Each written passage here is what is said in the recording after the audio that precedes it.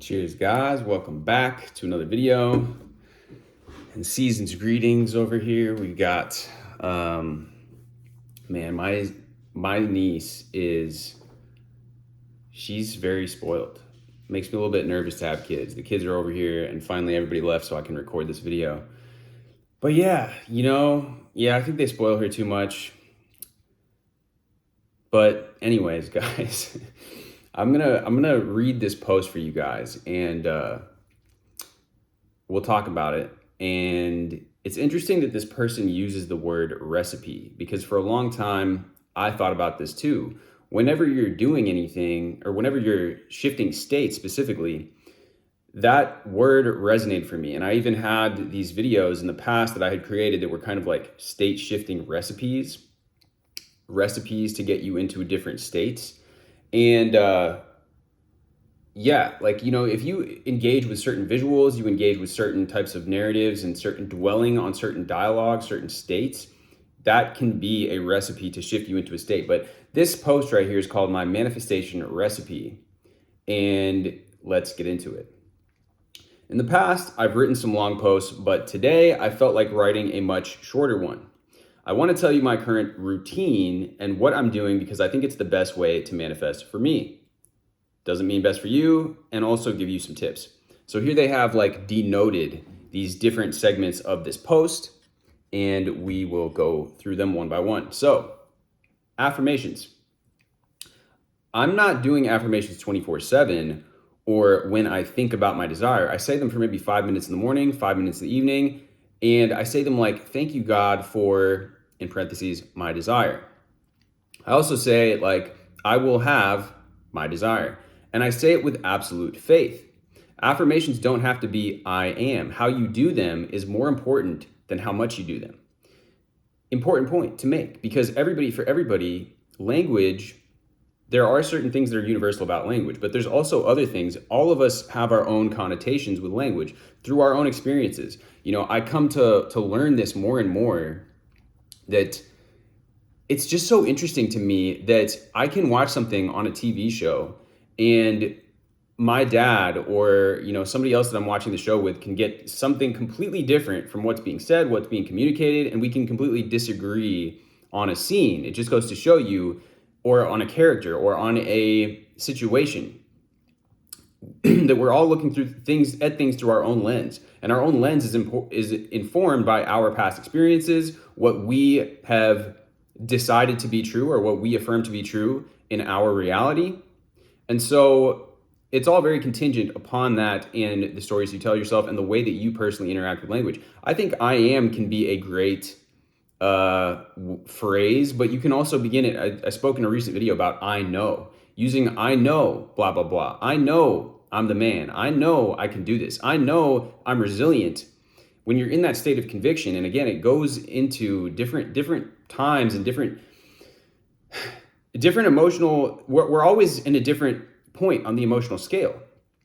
But when we're able to adopt that conviction, that speaking things into existence type of authority, I am can be very powerful. Thank you, God, again, might resonate more for some people. Some people might not resonate with the word God, so you could use thank you, universe.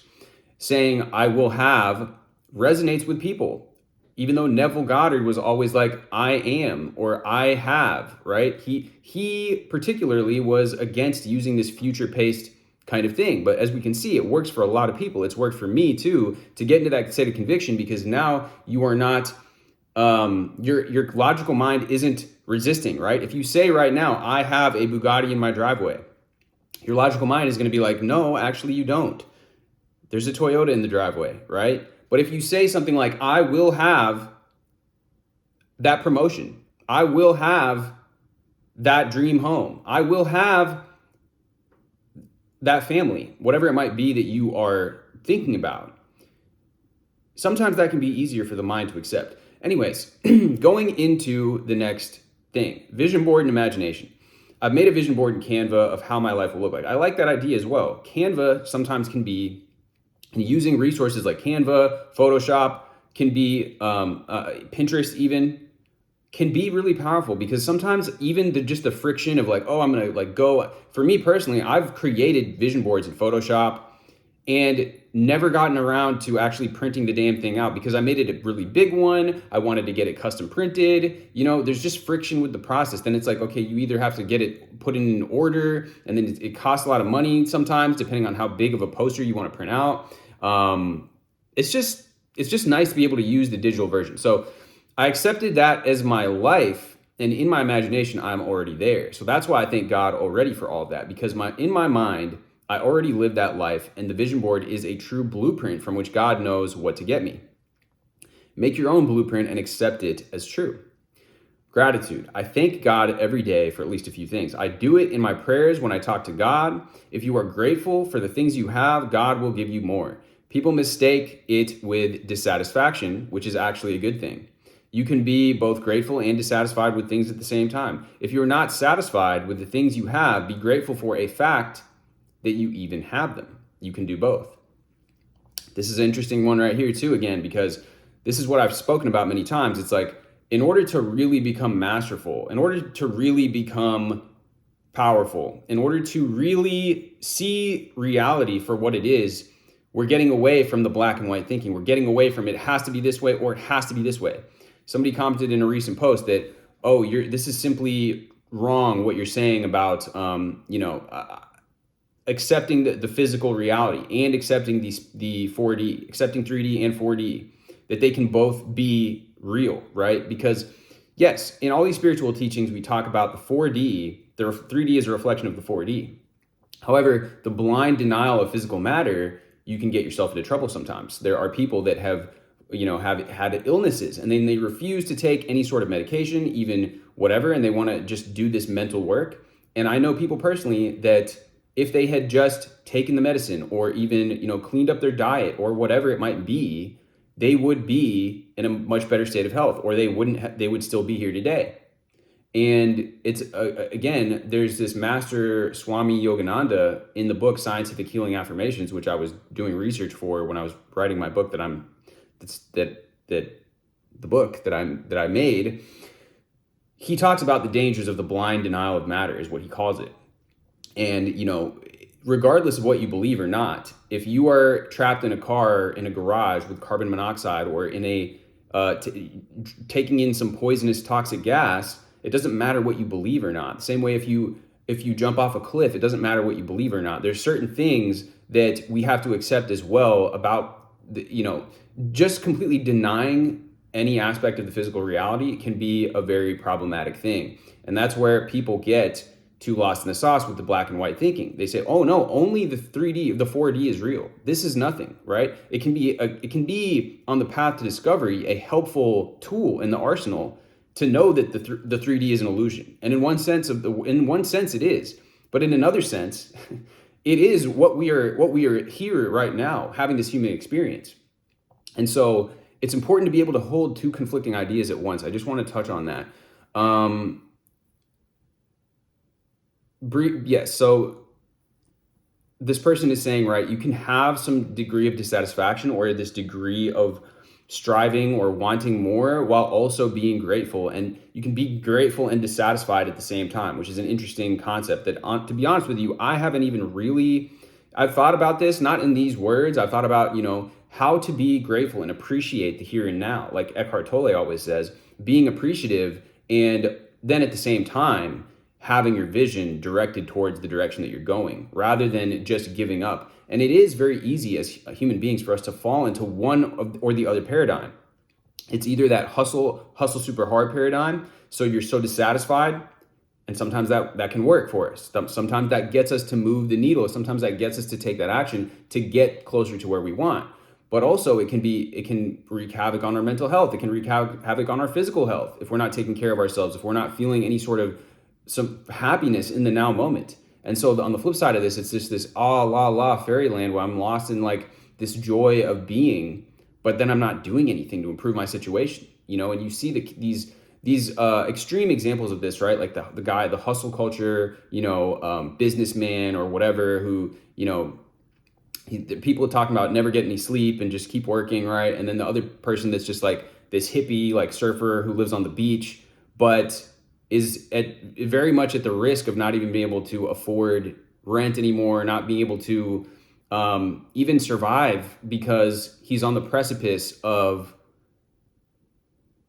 basically not being able to not being able to provide, not being able to provide even for himself because he just wants to live a life of hedonism and a life of pleasure.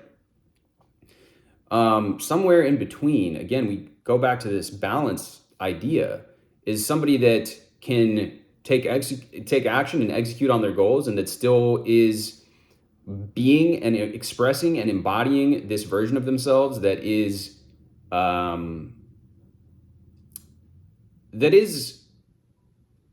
a decisive person, that is a person that is shifting reality around them because they're moving, because they're filled with that energy, that vitality that seeks to express itself, that eternal self-expression, self-realization, which translates itself into the achievement of goals, the creation of things, the generative energy that is expressing itself and therefore bringing back through the law of reciprocity, rather than the kind of monk on the hilltop who, that's fine if that's what you want. But if you want a life, a worldly life, if you want a life where you are doing and embodying this person who is capable of providing for their family, getting better opportunities, creating things, being an artistic person, being a generative force in the universe, maybe having a family, right? You're providing for the family. All of these things as a worldly person, you're going to want to embrace both. You don't want to live in one realm or the other completely. So, okay. Ignore the 3D. I know that the 3D is a result of my past thinking. It's manifestation of my past. And as I said, I already decided that I have a new life, and in my mind, I already live it. That's why current circumstances don't matter. By thinking in a new way, I create a new life. Time just has to catch up to it. And this concept is very, very valuable, again, to embrace as a concept that it is inevitable. My success is inevitable.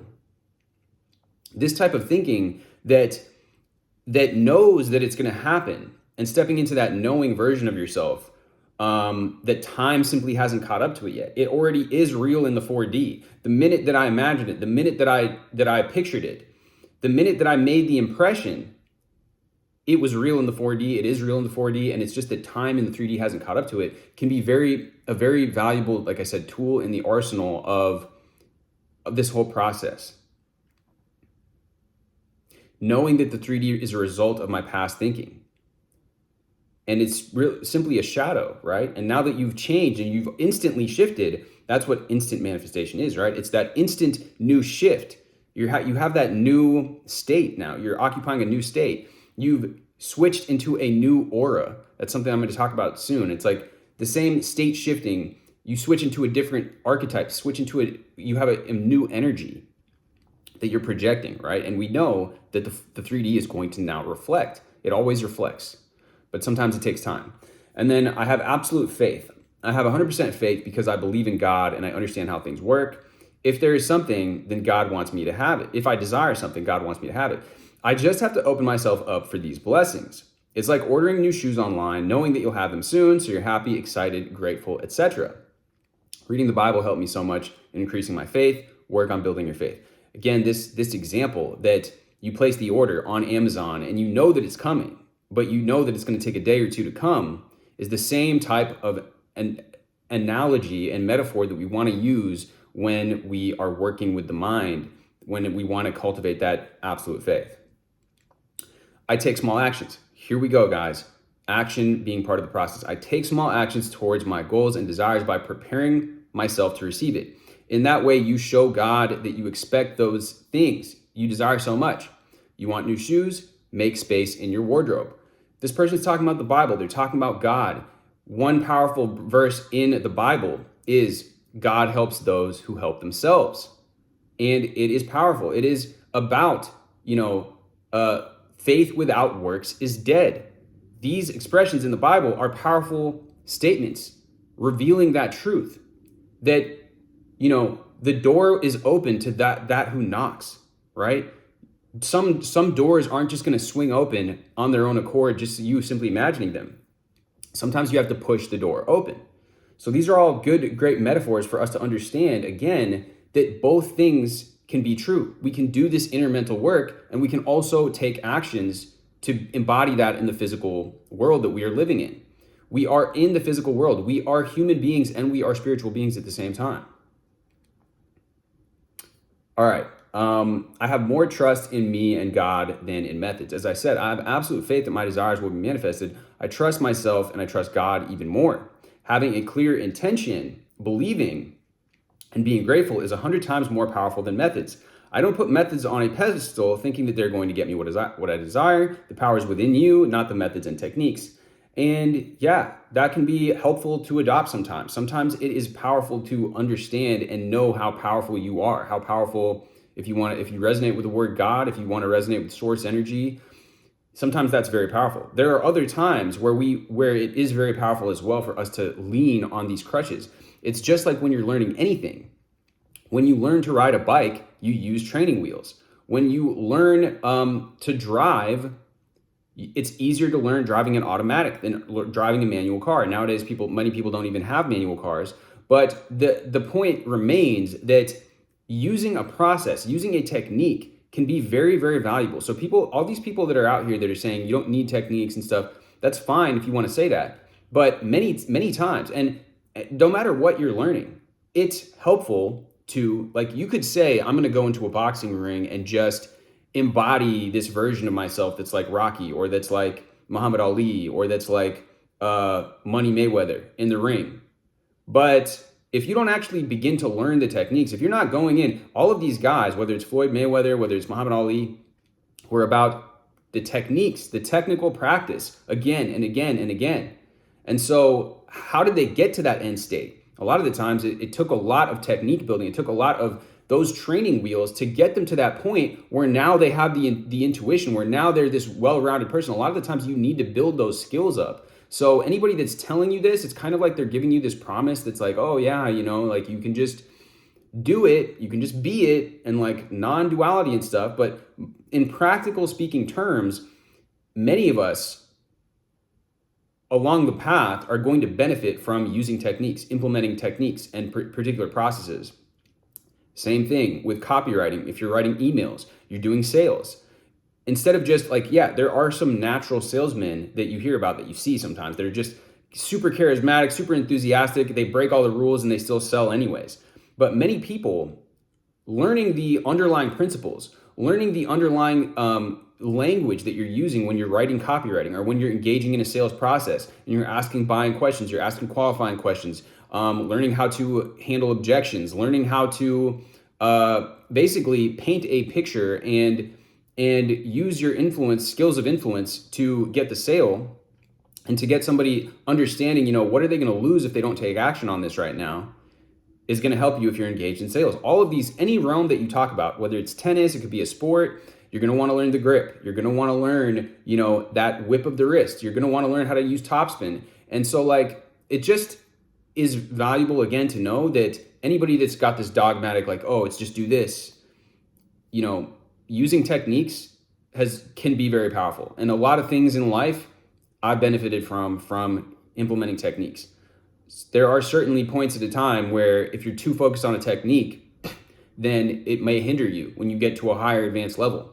But when you're learning something, you want to be using techniques. All right. Meditation and enjoying the moment. I recently started meditating, and although I don't do it as often as I told myself I will, it already helped me. I feel more calm and relaxed, and I try to enjoy little moments of my life by being present. Start meditating and being more present. I don't take life too seriously. Manifesting should be fun. I'm done studying and doing it for 5 years now. I am studying. And I lost hope recently in it a little bit. I then decided that I'm not going to stress about it too much anymore. That's exactly why I try to enjoy every single moment and not overthink stuff. Manifest anything, no matter how big it is not worth the peace and joy I can have in the moment. This moment is all you have. I detached from it all. When I said I'll do something, like see someone or thought about something and then forgot about it, I always got it soon. That's because I gave it some thought and attention and then forgot about it, letting God do its thing. I wasn't obsessed and attached to it. So don't be obsessed with what you want. It doesn't mean you can't think about it. Just don't obsess over it to the point where it becomes stressful. This is one of my favorite quotes. Don't take life too seriously. It's not like you're going to make it out alive. It's all a game. Okay, that's, again, here we go, right? The paradox of all of this. This can be valid advice. It can be valid advice to not stress, not obsess. But in the times where you can't help yourself, in the times where you can't stop obsessing, you can also allow it. You can also practice acceptance and allowance. You can allow yourself to obsess. Tell yourself, you know what? Yeah, my mind's overthinking. It's over obsessing. I'm in that logical mind, that left brain mind that just seeking that solution. It's okay. I can still obsess about this, and it doesn't mean that I can't have what I want later. I can obsess about this right now, and it doesn't mean that I won't still be able to get what I want. And that's a powerful technique. And I go in depth in these techniques in my book. And if you're interested in the book, you can click on the link in the description where it is available. But again, there's always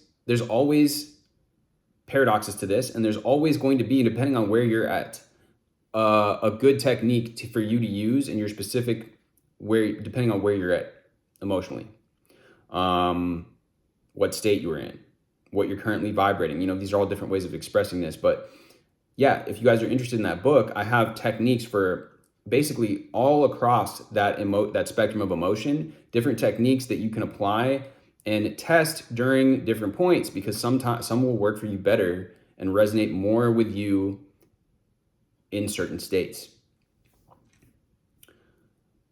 I do what I love and I have some fun. I made a big mistake in the past. I spent too much time trying to learn every little thing and do it perfectly, thinking that in that way I'll get something sooner. So I spent too much time living in the future and overthinking stuff instead of focusing on the now. Now I enjoy my life so much more and have some fun. Putting too much work in the manifestation process is not good.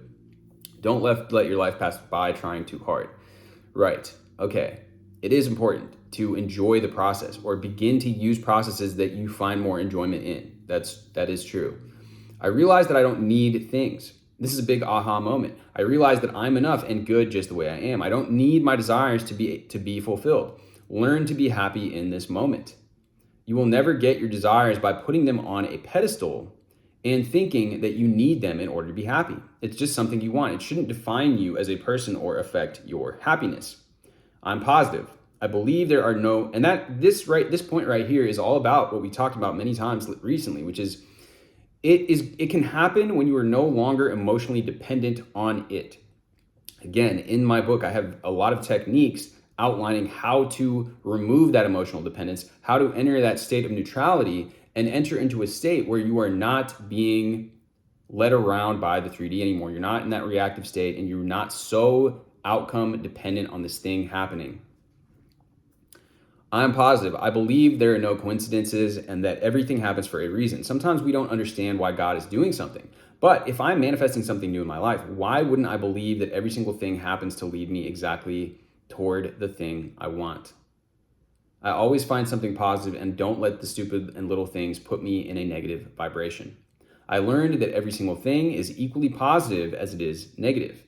The side you choose to focus on is what you get out of life. Choose the positive and keep going. So guys, let me know what you guys think about this post. I think it is a good post. I like, every point that they made, and I agree with all these points.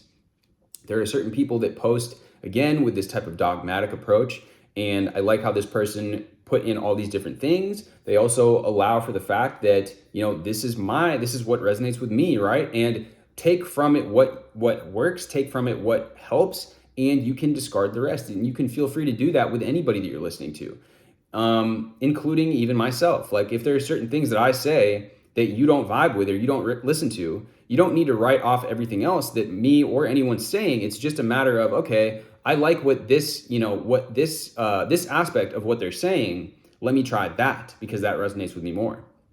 And I do the same thing. And modeling is a very, very valuable and helpful technique with all of this as well, which is to see an example of somebody, see an example of the way that somebody is, the way that somebody's process. And it could be with anything, like I mentioned before, tennis, boxing, anything, speaking on camera, even the way that somebody carries themselves. And emulating it can be a very, very good, helpful way. Or when it comes to using these types of techniques, emulate what somebody else is doing that's working for them. And then beyond that, past that point, once you've mastered that, or once you've gotten comfortable doing it, then you can begin to put your own twist on things. And this concept is it's everywhere, right? Steal like an artist. The best artists, they're always initially, you'll copy the paint or the drawing or a sound as you're making music of somebody. You try to emulate it. You use it as a reference. You copy it. That's how you then are be able to develop your own style with things. So anyways, guys, much love as always. Comprehensive post here. And like I said, let me know what resonates with you down below. If any of these things like really made an impact in your process, any of these things, if you've used any of these things and kind of your own take on any of the concepts we talked about today. And I will see you guys in the next video.